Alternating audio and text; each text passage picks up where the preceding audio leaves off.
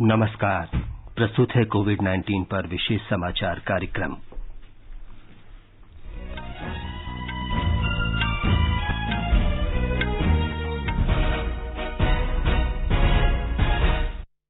केंद्र सरकार ने प्रवासी मजदूरों सहित फंसे हुए लोगों के अंतर्राज्यीय आवागमन की अनुमति दी।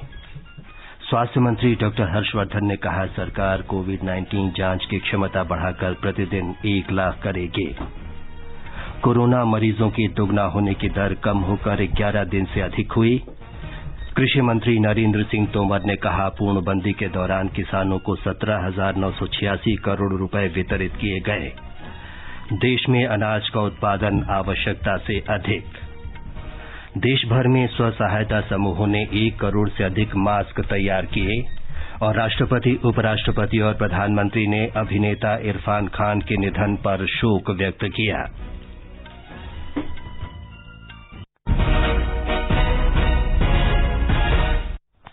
कोविड-19 पर विशेष समाचार कार्यक्रम में अपनी सहयोगी मनीषा खन्ना के साथ मैं विमलेंदु पांडे। सरकार ने राज्यों और केंद्र शासित प्रदेशों को आदेश जारी किया है कि राज्यों में प्रवासी मजदूरों सहित विभिन्न जगहों पर फंसे लोगों के अंतर्राज्यीय आवागमन को सुगम बनाया जाए। गृह मंत्रालय के आदेश में कहा गया है कि सभी लोगों के रवाना होने से पहले और गंतव्य स्थल पहुंचने पर चिकित्सा जांच की जानी चाहिए। एक रिपोर्ट। सभी राज्यों और केंद्र शासित प्रदेशों से इन फंसे लोगों को भेजने और बुलाने के लिए नोडल अधिकारी तैनात करने तथा मानक प्रक्रिया विकसित करने को कहा गया है। नोडल अधिकारी अपने राज्यों और केंद्र शासित प्रदेशों में फंसे लोगों का पंजीकरण भी कराएंगे। ऐसे लोगों की स्क्रीनिंग की जाएगी और जिनमें कोविड-19 के लक्षण नहीं दिखेंगे उन्हें आगे बढ़ने की अनुमति होगी। ऐसे व्यक्तियों को समूह में ले जाने के लिए बसों का इस्तेमाल किया जाएगा। साथ ही बसों को सैनिटाइज भी किया जाएगा और सीटों पर सवारी बैठाने के लिए सुरक्षित दूरी बनाए रखने के नियम का भी पालन करना होगा। रास्ते में पड़ने वाले राज्यों और केंद्र शासित प्रदेशों को ऐसे व्यक्तियों को अपने अपने क्षेत्रों में जाने की अनुमति देनी होगी। अपने राज्य या केंद्र शासित प्रदेश पहुंचने पर इन व्यक्तियों को स्थानीय स्वास्थ्य अधिकारियों के आकलन के बाद घर में या अस्पताल में क्वारंटीन किया जाएगा। समय समय पर स्वास्थ्य जांच के लिए ऐसे लोगों की निगरानी की जाएगी। उन्हें आरोग्य सेतु ऐप डाउनलोड करने और इस्तेमाल करने के लिए भी प्रोत्साहित किया जाएगा ताकि उन पर नजर रखी जा सके और उनके स्वास्थ्य की स्थिति की भी जानकारी मिल सके। आनंद कुमार, आकाशवाणी समाचार, दिल्ली। स्वास्थ्य मंत्री डॉक्टर हर्षवर्धन ने कहा है कि सरकार अगले कुछ दिनों में रोजाना कोविड-19 के 1 लाख नमूनों की जांच क्षमता हासिल करने पर काम कर रही है। स्वास्थ्य मंत्री ने बताया कि निजी क्षेत्र की 97 प्रयोगशालाओं के साथ 288 सरकारी प्रयोगशालाएं काम कर रही हैं। 16,000 केंद्रीय नमूने एकत्र करने के कार्य में लगे हैं। इस समय लगभग 60,000 नमूनों की जांच रोजाना की जा रही है। उन्होंने कहा कि पिछले 3 दिन से देश में संक्रमित लोगों की संख्या 11.3 दिन में दोगुनी हो रही है। उन्होंने कहा कि दुनिया भर में कोविड-19 से मृत्यु की दर लगभग 7% है, जबकि भारत में ये करीब 3% है। इनमें से लगभग 86% लोगों को अन्य बीमारियां भी हैं। वेंटिलेटर पर केवल 0.33% रोगी हैं, जबकि 1.5% रोगियों को ऑक्सीजन सपोर्ट पर रखा गया है। 2.34% रोगी आईसीयू में हैं। स्वास्थ्य मंत्री ने कहा कि इससे देश भर में उपलब्ध कराई जा रही उत्कृष्ट स्वास्थ्य देखभाल का पता चलता है। भारत ने अतीत में भी अंतर्राष्ट्रीय स्तर की महामारी से निपटने में भी सफलता हासिल की है। स्वास्थ्य मंत्री ने कहा कि भारत के पास सार्वजनिक स्वास्थ्य आपातकाल से निपटने के लिए अंतर्राष्ट्रीय स्वास्थ्य नियमावली में निर्धारित अपेक्षित राष्ट्रीय क्षमताएं हैं। कृषि मंत्री नरेंद्र सिंह तोमर ने कहा है कि देश में आवश्यकता से अधिक अनाज उपलब्ध है। आज नई दिल्ली में उन्होंने बताया कि नरेंद्र मोदी के नेतृत्व वाली सरकार ने कृषि क्षेत्र के विकास को हमेशा प्राथमिकता दी है।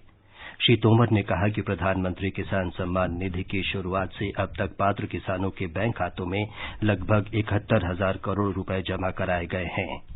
उन्होंने कहा कि लॉकडाउन के दौरान किसानों को 17,986 करोड़ रुपए वितरित किए गए। आरंभ से लेकर आज दिनांक तक देखें तो इस योजना के अंतर्गत किसानों के खाते में 71,000 करोड़ रुपए की रकम को अंतरित किया गया है। किसानों की संख्या 9.39 करोड़ है और अभी पिछले दिनों में इसी वर्ष में अगर हम देखेंगे 24 मार्च से लेकर अभी तो यह संख्या 17,986 करोड़ रुपया होती है। श्री तोमर ने ये जानकारी भी दी कि अनाज की कोई कमी नहीं है और पूर्णबंदी के दौरान दूध तथा सब्जियां भी उपलब्ध रही हैं। उन्होंने कहा कि 57,07,000 हेक्टेयर क्षेत्रफल में ग्रीष्मकालीन बुआई हुई है। पिछले दिनों जब फसल कटाई की बात कर रहा था कि ये काम कैसे पूरा होगा, लेकिन उसी समय जब ये समाचार मिला कि हमारे किसान ने ग्रीष्मकालीन फसलों की बुआई गत वर्ष से 38% अधिक कर दी है, तो निश्चित रूप से ऐसे किसानों पर हम सब लोगों को गौरव होना चाहिए। जम्मू कश्मीर में प्रशासन ने सार्वजनिक वितरण प्रणाली के तहत 1,19 लाख से अधिक लाभार्थियों को 11,50,000 क्विंटल राशन की आपूर्ति की है। इनमें से 72 लाख लाभार्थियों को मार्च और अप्रैल में निःशुल्क अनाज उपलब्ध कराया गया है। खाद्य नागरिक आपूर्ति और उपभोक्ता कार्य विभाग अंत्योदय अन्न योजना प्राथमिकता वाले परिवारों और गरीबी रेखा से नीचे के परिवारों को लगभग 6,494 क्विंटल दाल वितरित कर रहा है। इसके अलावा 3,000 क्विंटल चावल भी वितरित किया जा रहा है। मिजोरम में लॉकडाउन के दौरान प्रधानमंत्री किसान सम्मान निधि के तहत 60,000 किसानों को 13 करोड़ रुपए की आर्थिक सहायता दी गई है। मिजोरम में इस योजना के तहत कुल 92,201 किसान आर्थिक सहायता के पात्र हैं। इनमें से 66,000 से अधिक किसानों को प्रति परिवार 2,000 रुपए की सहायता दी गई है। आवासन और शहरी कार्य मंत्रालय की दीनदयाल अंत्योदय योजना राष्ट्रीय शहरी आजीविका मिशन के अंतर्गत देश में स्व सहायता समूहों ने 1 करोड़ से अधिक मास्क तैयार किए हैं। महाराष्ट्र के टिटवाला में समृद्धि परिसंघ के अध्यक्ष शुभांगी चंद्रकांत धायगुड़े मांग के अनुरूप अपने घर में मास्क की सिलाई करती हैं।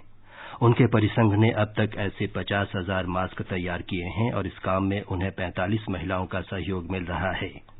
असम में नौगांव का स्व सहायता समूह रुंझुन पारंपरिक असमी गमछे से मास्क तैयार कर रहा है। जम्मू कश्मीर के कठुआ में स्व सहायता समूह प्रयास के सदस्य 3 रंगों वाले मास्क तैयार कर रहे हैं।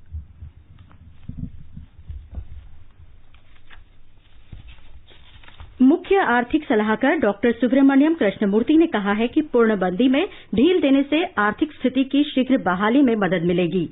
कोविड-19 पर विशेष कार्यक्रम में उन्होंने कहा कि वर्तमान स्थिति में आपूर्ति और मांग दोनों पर ध्यान दिया जाना चाहिए। विश्व स्वास्थ्य संगठन के डॉक्टर रोड्रिक ऑफ्रिन ने कहा कि भारत ने कोविड-19 महामारी से निपटने के लिए स्वास्थ्य से लेकर परिवहन और उड्डयन तक सभी क्षेत्रों में तेजी से काम किया। विदेशों में फंसे लोगों को लाने में विदेश मंत्रालय ने अच्छा काम किया। देश को उत्कृष्ट नेतृत्व मिला और सभी ने मिलकर काम किया। प्रसार भारती के मुख्य कार्यकारी अधिकारी शशि शेखर वेम्पटी ने बताया कि इस समय संकट से निपटने में प्रधानमंत्री नरेंद्र मोदी का प्रभावी संदेश काफी लाभदायक रहा। देश में कोविड-19 से संक्रमित लोगों की संख्या 31,787 हो गई है। इनमें से 7,796 रोगी ठीक हो चुके हैं और उन्हें अस्पताल से छुट्टी दे दी गई है। अब तक कुल 1,008 रोगियों की मृत्यु हुई है।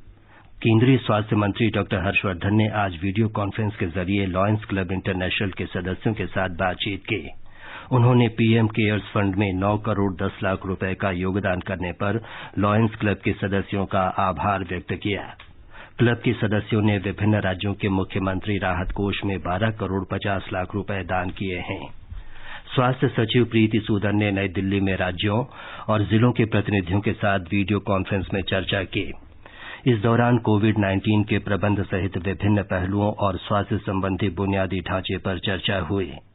जीआईएस डैशबोर्ड, कोविड-19 पोर्टल और समर्पित आरटी-पीसीआर रेफरल ऐप पर भी विचार विमर्श किया गया।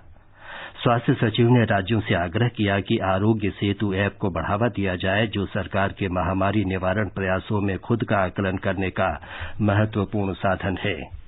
स्वास्थ्य सचिव ने इस बात पर बल दिया कि कोविड-19 से भिन्न आवश्यक चिकित्सा देखभाल की भी अनदेखी नहीं की जानी चाहिए। उन्होंने कहा कि डायलिसिस, कैंसर रोगी, मधुमेह, गर्भवती महिलाओं और हृदय रोगियों को पर्याप्त देखभाल उपलब्ध कराई जानी चाहिए। राज्यों से ये सुनिश्चित करने का आग्रह किया गया कि लोगों के आसपास ही स्वास्थ्य सेवाएं उपलब्ध कराई जाएं और लोगों को संक्रमण से बचाया जाए। कोविड-19 रोगियों के प्रबंधन के बारे में भारतीय आयुर्विज्ञान अनुसंधान परिषद के महानिदेशक डॉ बलराम भार्गव ने सावधानीपूर्वक नमूना संग्रह और आवश्यक फॉर्म भरने के महत्व पर बल दिया। वीडियो कॉन्फ्रेंस के दौरान राज्यों को ये सूचना भी दी गई कि आरटी-पीसीआर ऐप काम कर रहा है और इसे तुरंत इस्तेमाल करने की आवश्यकता है। मानव संसाधन विकास मंत्री रमेश पोखरियाल निशंक ने राज्यों से बोर्ड परीक्षाओं की उत्तर पुस्तिकाओं की मूल्यांकन प्रक्रिया शुरू करने की अपील की है। श्री पोखरियाल ने कल वीडियो कॉन्फ्रेंस के माध्यम से सभी राज्यों के शिक्षा मंत्रियों के साथ बातचीत में कहा कि वे अपने अपने राज्यों में विद्यार्थियों की उत्तर पुस्तिकाओं के मूल्यांकन के लिए केंद्रीय माध्यमिक शिक्षा बोर्ड को सुविधाएं प्रदान करें। उन्होंने कहा कि 33 करोड़ विद्यार्थियों को शिक्षा सुचारू रखने में कठिनाई नहीं होनी चाहिए। श्री पोखरियाल ने कहा कि इस दिशा में दीक्षा, स्वयं प्रभा और ई पाठशाला जैसे ऑनलाइन मंचों को मजबूत करने के लिए विभिन्न प्रयास किए जा रहे हैं। सीबीएसई एनसीईआरटी का पूरा पाठ्यक्रम दीक्षा पोर्टल पर आपको मिल जाएगा। एक राज्य को छोड़कर के देश के सभी राज्यों ने दीक्षा पोर्टल पर अपने को जोड़ा है और वो विद्यादान करके हम लोगों ने इसको शुरू किया था और मुझे इस बात को कहते हुए बहुत खुशी है। दीक्षा पोर्टल के माध्यम से हम पूरे देश के छात्रों को दे पा रहे हैं। केंद्रीय माध्यमिक शिक्षा बोर्ड सीबीएसई ने 10वीं और 12वीं कक्षा की बोर्ड परीक्षाओं को लेकर जारी अटकलों के बीच स्पष्ट किया है कि 29 विषयों के लिए परीक्षा बाद में आयोजित करने की योजना में कोई बदलाव नहीं किया गया है। बोर्ड ने पहले कहा था कि महामारी को देखते हुए परीक्षा के नए कार्यक्रम के बारे में कोई फैसला लेना और घोषणा करना मुश्किल होगा।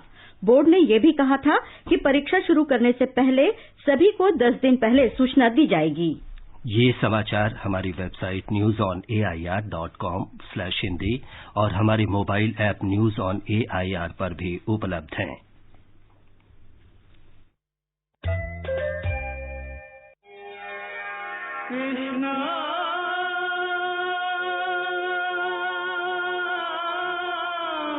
दर्शकों का पसंदीदा धारावाहिक श्री कृष्ण जल्द आ रहा है डीडी नेशनल, फ्री डिश और अन्य डीटीएच चैनल पर। सब्सक्राइबर्स अपना चैनल नंबर नोट करें।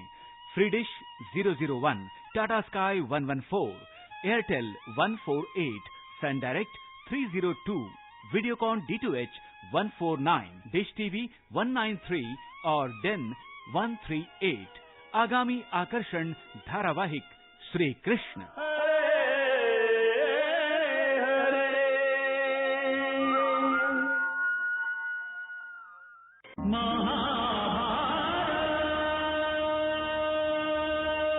लोकप्रिय धारावाहिक महाभारत प्रतिदिन दोपहर 12 बजे और शाम 7 बजे डीडी भारती, फ्री डिश और अन्य डीटीएच चैनल पर।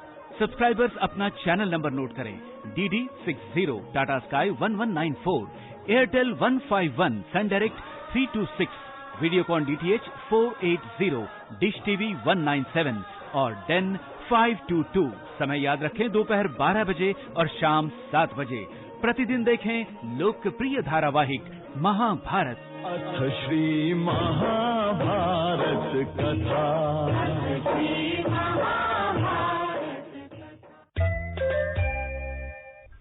ये आकाशवाणी है। आगे बढ़ने से पहले मुख्य समाचारों पर एक नजर। केंद्र सरकार ने प्रवासी मजदूरों सहित फंसे हुए लोगों के अंतर्राज्यीय आवागमन की अनुमति दी।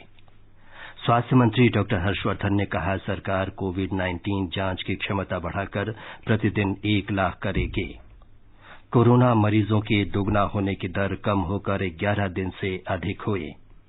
कृषि मंत्री नरेंद्र सिंह तोमर ने कहा, पूर्णबंदी के दौरान किसानों को 17,986 करोड़ रुपए वितरित किए गए। देश में अनाज का उत्पादन आवश्यकता से अधिक। देश भर में स्व सहायता समूहों ने 1 करोड़ से अधिक मास्क तैयार किए। और राष्ट्रपति, उपराष्ट्रपति और प्रधानमंत्री ने अभिनेता इरफान खान के निधन पर शोक व्यक्त किया। सरकार शीघ्र ही मकान खरीदने वालों के हितों की सुरक्षा के लिए उपायों की घोषणा करेगी। रियल एस्टेट क्षेत्र को दुष्प्रभाव से बचाने के लिए यह फैसला किया गया है। आवास और शहरी कार्य मंत्री हरदीप सिंह पुरी ने रेरा की केंद्रीय परामर्श परिषद की बैठक में ये जानकारी दी। श्री पुरी ने कहा कि राज्यों के सचिवों, विभिन्न रेरा के अध्यक्ष, आवास खरीदारों के प्रतिनिधियों, विभिन्न रियल एस्टेट एसोसिएशन और अन्य संबंधित पक्षों सहित रियल एस्टेट क्षेत्र के विभिन्न हितधारकों के साथ बातचीत की गई। श्री पुरी ने उन्हें आश्वासन दिया कि सरकार आर्थिक गतिविधियों को पुनः पटरी पर लाने के लिए सक्रियता से कदम उठा रही है। महाराष्ट्र में कोरोना मरीजों की संख्या दोगुनी होने की दर लगभग 10 दिन हो गई है। पहले ये दर 7 दिन थी। बृहन मुंबई नगर निगम के अनुसार केंद्रीय दल का निष्कर्ष है कि 17 अप्रैल से 27 अप्रैल के दौरान कोरोना मरीजों की संख्या दोगुनी होने में 10 दिन का समय लगा। हालांकि राज्य औसत लगभग 9 दिन का है।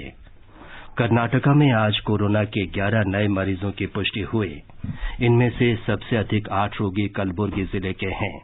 राज्य में अब तक कोरोना से एक व्यक्ति की मौत हुई है, जबकि 226 लोग ठीक हुए हैं। कर्नाटका में पिछले 5 दिनों में कोरोना के 60 मरीज सामने आए हैं। ब्यौरा हमारी संवाददाता से। शिक्षा मंत्री सुरेश कुमार जी ने जानकारी दी है कि विदेश में फंसे राज्य के 10,823 नागरिकों को वापस लाया जाएगा। उन्होंने ये भी बताया कि गुजरात में फंसे राज्य के मजदूरों को भी वापस लाने के लिए बस भेजे जाएंगे। सुरेश कुमार जी ने बताया है कि असार्वजनिक स्कूलों को आदेश दिया जाएगा कि इस साल वह अपने विद्यार्थियों की फीस न बढ़ाएं। लॉकडाउन की वजह से कई माता पिताओं को आर्थिक संकट पैदा होने की वजह से ये आदेश दिए जा रहे हैं। कल सुबह विपक्ष नायक सिद्धरामैया द्वारा विरोधी पार्टियों की बैठक बुलाई गई है, जिसमें किसानों के प्रतिनिधियों को भी आमंत्रित किया गया है। लॉकडाउन से मजदूरों और किसानों को हो रहे परेशानी के बारे में इस बैठक में चर्चा होगी। सुधींद्र, आकाशवाणी समाचार, बेंगलुरु। ओडिशा वापस लौटने के इच्छुक प्रवासी मजदूरों के लिए पंजीकरण अनिवार्य होने के बाद 5 लाख से ज्यादा प्रवासी मजदूरों ने पंजीकरण करवाया है। ब्यौरा हमारी संवाददाता से।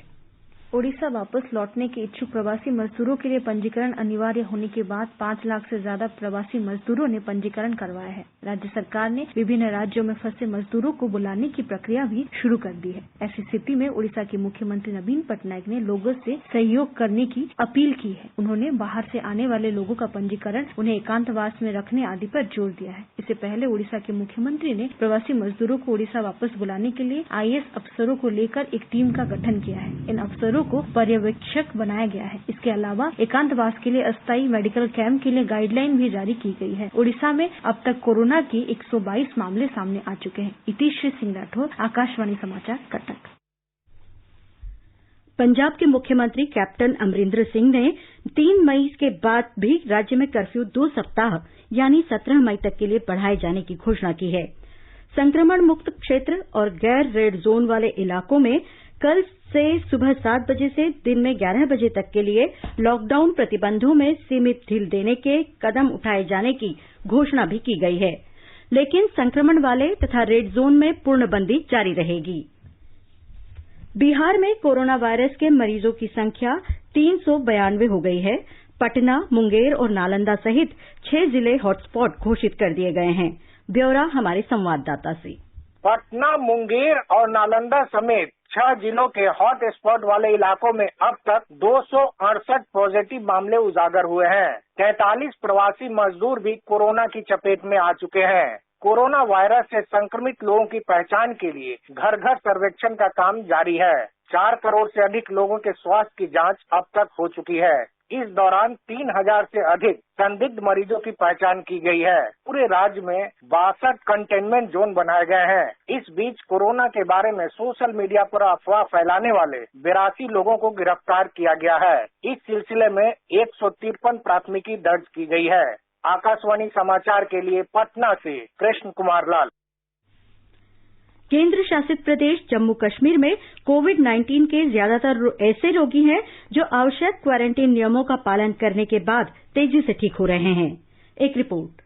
पिछले लगभग 10 दिनों के दौरान जम्मू कश्मीर केंद्र शासित प्रदेश के कश्मीर प्रांत में पॉजिटिव मामलों की संख्या में वृद्धि हुई है, लेकिन साथ ही साथ एक अच्छी खबर ये भी है कि इस महामारी से ठीक हुए लोगों का प्रतिशत काफी हद तक बढ़ रहा है, जो बड़े पैमाने पर लोगों का मनोबल बढ़ा सकता है। ठीक हुए लोगों का प्रतिशत 31.15 है, जो स्पष्ट रूप से जम्मू कश्मीर के लोगों के लिए, विशेष रूप से कश्मीर घाटी के निवासियों के लिए उत्साहजनक खबर है। इसलिए समय की आवश्यकता काफी आशावादी होने की है, इस विश्वास के साथ कि लॉकडाउन ही एकमात्र औषधि है जो कोरोना वायरस महामारी के प्रकोप को जन समुदाय से दूर रखे। आकाशवाणी समाचार के लिए श्रीनगर से मैं सुनील कौल।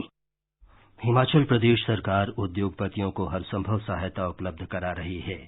सरकार इन इकाइयों को कच्चे माल की निर्बाध आपूर्ति सुनिश्चित कर रही है ताकि तैयार माल बाजार में पहुंच सके। ब्यौरा हमारे संवाददाता से। राज्य सरकार द्वारा उद्योगपतियों को उनकी इकाइयों के सुचारू संचालन के लिए हर संभव सहायता प्रदान की जा रही है।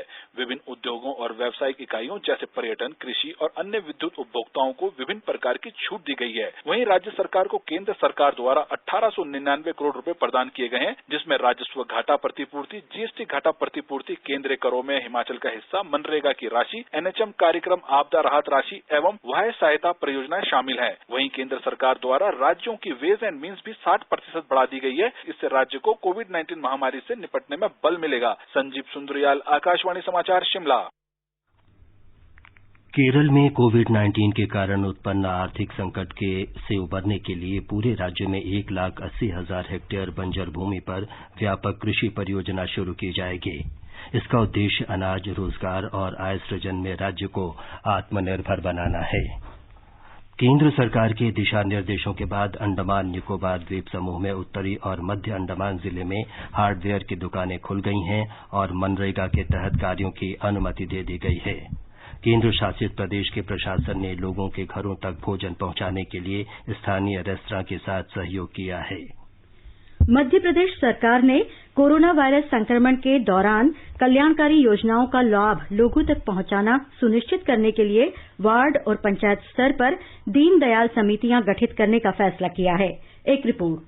दीनदयाल समितियां न केवल विभिन्न कल्याणकारी योजनाओं की निगरानी रखेंगी, बल्कि इन योजनाओं के सुचारू रूप से आम लोगों तक पहुंचने को भी सुनिश्चित करेंगी। सरकारी सहायता के वितरण में भी इन समितियों की मदद ली जाएगी। मुख्यमंत्री ने इस दौरान सदस्यों से तालाबंदी के दौरान सरकार द्वारा उठाए गए विभिन्न कदमों और व्यवस्थाओं पर जनता से मिली प्रतिक्रिया साझा करने को भी कहा। इस बीच मध्य प्रदेश में कोरोना वायरस के मामलों की संख्या बढ़कर 2,387 हो गई है। इस वायरस की वजह से मरने वालों की संख्या भी 120 हो गई है। इंदौर में अब तक 1,372 मामले सामने आ चुके हैं। कोरोना महामारी ने प्रदेश के 4 नए जिलों बुरहानपुर, अशोकनगर, शहडोल और रीवा में भी अपने पैर फैला लिए हैं। कुल मिलाकर राज्य के 52 जिलों में से 31 जिलों में अब तक कोविड-19 के मामले सामने आ चुके हैं। प्रदेश में अब तक 377 लोग स्वस्थ होकर अपने घर जा चुके हैं। संजीव शर्मा, आकाशवाणी समाचार, भोपाल।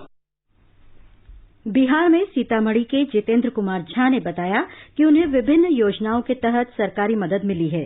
जितेंद्र कुमार ने बताया कि लॉकडाउन के दौरान प्रधानमंत्री गरीब कल्याण योजना, उज्ज्वला योजना और किसान सम्मान योजना का उन्हें लाभ पहुंचा है। मैं जितेंद्र कुमार झा ग्राम पंचायत राव सिरौली के 8 वार्ड का रहने वाला हूं, जो सीतामढ़ी जिला में पड़ता है। पेशे से किसान हूं। प्रधानमंत्री गरीब कल्याण योजना के तहत सारी जनता को राशन मिल रहा है। मुझे भी 5 यूनिट जो 50 किलो पड़ता है, जन धन योजना के तहत 500 रुपया भी मेरे खाते में आया है। उजाला गैस योजना के तहत 850 रुपया भी मुझे मिला है। समूचा राष्ट्र अग्रिम पंक्ति के स्वास्थ्य कर्मियों और कोरोना योद्धाओं के कार्य की सराहना कर रहा है। अभिनेत्री निमृत कौर ने डॉक्टरों और चिकित्सा कर्मियों के आभार व्यक्त किया है। Namaskar, I'm Nimrat Kaur and I would like to take a moment to express my deepest and my explicit gratitude to all the health and sanitation and essential services workers through the country and all through the world. Without your support and without your sacrifices, quite honestly, the world would come to an absolute standstill. Thank you very much for all your sacrifices and all of your support and your relentless, selfless work at this hour. Pune के सरदार वल्लभ भाई पटेल छावनी अस्पताल में corona मरीजों के इलाज के लिए रोबोट का सहयोग लिया जा रहा है। इस अस्पताल में रोबोट की सहायता से 33 मरीजों को दवा और भोजन उपलब्ध कराया जा रहा है। छावनी बोर्ड के मुख्य कार्यकारी अधिकारी अमित कुमार ने बताया कि इसकी अनुमानित लागत महज 5 लाख रुपए है। हम लोग काफी प्रयास कर रहे थे काफी समय से कि हम कोई हाई एंड रोबोट कुछ अदर स्टेट्स में जैसे कि राजस्थान में, केरला में और तमिलनाडु में है, लेकिन लॉकडाउन इश्यूज की वजह से उसका प्रोक्योरमेंट में बहुत दिक्कत आ रही थी। तो ऐसे में जो हमारे आईटीआई की टीम है और आईटीआई जो प्रिंसिपल हैं, इन्होंने उस समस्या को समझा और इन्होंने इस चैलेंज को स्वीकारा और इन्होंने इन हाउस उसको एक असेंबल करके एक रोबोट बनाने की कोशिश की, जिससे कि ज्यादा से ज्यादा पेशेंट्स को सर्विसेज दी जा सके बिना उनको एक्सपोज किए हुए जो हेल्थ वर्कर्स हमारे हैं। आयुष मंत्रालय ने कोरोना महामारी को देखते हुए औषधीय पेय तैयार करने सहित कई उपाय किए हैं। इसके माध्यम से कोरोना संक्रमण से संघर्ष करने में लोगों की रोग प्रतिरोधक क्षमता मजबूत होगी।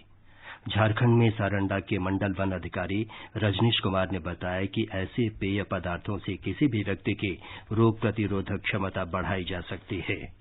यह बूस्टर प्राइमरी तौर से उन लोग को दिया जाएगा जो फ्रंट लाइन पे काम करते हैं, जैसे पुलिसकर्मी, स्वास्थ्यकर्मी, जिनमें ज्यादा खतरा रहता है इसका पेंडेमिक का संक्रमण होने का। तो इसके लिए अनुरोध होगा कि इस टाइप के हर्बल पेय पदार्थ को उपयोग करके अपना इम्यूनिटी पावर बढ़ाया जाए। सोशल मीडिया पर प्रसारित की जा रही फर्जी खबरों के तथ्यों की जांच के आधार पर खंडन का प्रयास किया जाता है। सोशल मीडिया पर भ्रांति फैलाई जा रही है कि जनता को ऐसे लोगों से दूर रहना चाहिए जो कोविड-19 के संक्रमण से मुक्त हो गए हैं। इंडियन मेडिकल एसोसिएशन के पूर्व महासचिव डॉक्टर नरेंद्र सैनी ने आकाशवाणी से बातचीत में कहा कि ऐसे लोगों से कोई परेशानी नहीं है, क्योंकि संक्रमण से मुक्त होने के बाद ही उन्हें अस्पताल से घर भेजा गया है। इसको स्टिग्मा लेके मत लीजिए कि किसी को कोरोना है तो वो स्टिग्मा है, किसी के कारण वो सामने नहीं आते जब उनको कहीं सिम्टम्स होते हैं। तो दूसरा, जिनको हो चुका और वो ठीक होके आगे, वो तो आप और हमसे ज्यादा अच्छे हैं। कि जिनको हो गया उनको चांसेस दोबारा होने के बहुत कम है, रादर वो तो प्रोटेक्टेड है इस चीज से। तो उनके ऊपर यदि हम ये भेदभाव कर रहे हैं कि उनको हो चुका है तो उनको भेदभाव करना तो बिल्कुल गलत बात है। आकाशवाणी से बातचीत में नई दिल्ली के अखिल भारतीय आयुर्विज्ञान संस्थान के निदेशक डॉक्टर रणदीप गुलेरिया ने लोगों को कोविड-19 संक्रमण फैलाव को रोकने के लिए परस्पर सामाजिक दूरी बनाए रखने और हाथों की स्वच्छता के मानकों का पालन करने की सलाह दी है। अगर हम ये लॉकडाउन एग्रेसिवली फॉलो करें, स्पेशली जो हॉटस्पॉट्स हैं, उसमें हम ये देखें कि ये लॉकडाउन, सोशल डिस्टेंसिंग, क्वारंटाइन हम पूरी तरह से करते हैं और सब लोग इसमें भागीदारी करते हैं, तो हमारे केसेस जो हैं वो बढ़ेंगे नहीं, आस्ता आस्ता कर्व फ्लैटन होगा और केसेस कम होने शुरू होंगे। राष्ट्रीय मानसिक स्वास्थ्य और तंत्रिका विज्ञान संस्थान बेंगलुरु के डॉक्टर बीएन गंगाधर ने लोगों को स्वयं को चिंता और तनाव मुक्त बनाने के लिए व्यायाम और योगाभ्यास करने की सलाह दी है। You can do the exercises together with your family members. You can do the yoga asanas or meditation together with the family members if you have learned, or if somebody can teach you, a neighbor can demonstrate. Other videos are available today. You can actually do bhajans together. You can watch some healthy TV programs together. Akashvani का समाचार सेवा प्रभाग आज विशेष phone in कार्यक्रम में कोविड-19 पर परिचर्चा प्रसारित करेगा। वरिष्ठ चिकित्सक डॉक्टर एनपी सिंह इसमें भाग लेंगे। ये कार्यक्रम रात 9:25 पर एफएम गोल्ड और अतिरिक्त मीटरों पर सुना जा सकता है।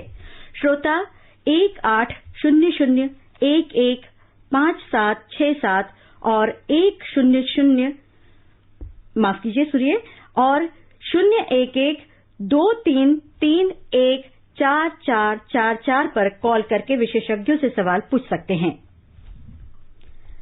राष्ट्रपति रामनाथ कोविंद, उपराष्ट्रपति एम वेंकैया नायडू और प्रधानमंत्री नरेंद्र मोदी ने अभिनेता इरफान खान के देहांत पर दुख व्यक्त किया है। सूचना और प्रसारण मंत्री प्रकाश जावड़ेकर, अमिताभ बच्चन और लता मंगेशकर सहित फिल्म जगत की अनेक हस्तियों ने भी उन्हें श्रद्धांजलि दी है। इरफान खान का आज सुबह मुंबई में निधन हो गया। वे विशेष प्रकार के कैंसर से जूझ रहे थे। वे 53 वर्ष के थे। उन्हें संक्रमण की शिकायत पर अस्पताल में भर्ती कराया गया था। उत्तराखंड में केदारनाथ धाम के कपाट आज सुबह वैदिक मंत्रोच्चारण और धार्मिक विधि विधान के साथ खोल दिए गए। इससे पहले गंगोत्री और यमुनोत्री धाम के कपाट 26 अप्रैल को खोले गए थे। बद्रीनाथ मंदिर के कपाट 15 मई को खोले जाएंगे। अंत में मुख्य समाचार एक बार फिर। केंद्र सरकार ने प्रवासी मजदूरों सहित फंसे हुए लोगों के अंतर्राज्यीय आवागमन की अनुमति दी। स्वास्थ्य मंत्री डॉक्टर हर्षवर्धन ने कहा, सरकार कोविड-19 जांच की क्षमता बढ़ाकर प्रतिदिन 1 लाख करेगी।